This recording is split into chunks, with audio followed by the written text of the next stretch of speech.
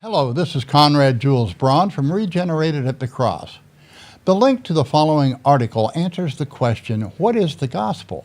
Now, most of what is written here is not original, but it was written about 3 decades ago by my good friend and mentor, John Robbins, who passed away in 2008.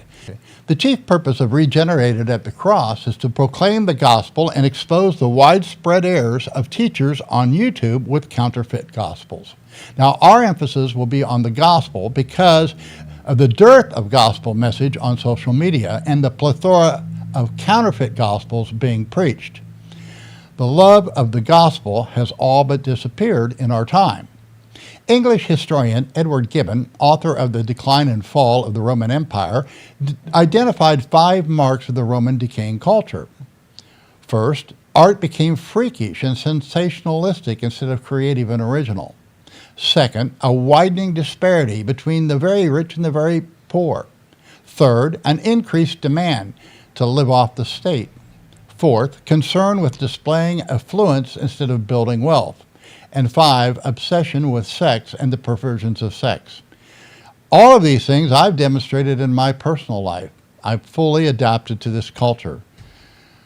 Now, many YouTube evangelicals address these symptoms with counterfeit gospels, yet they miss the gospel entirely.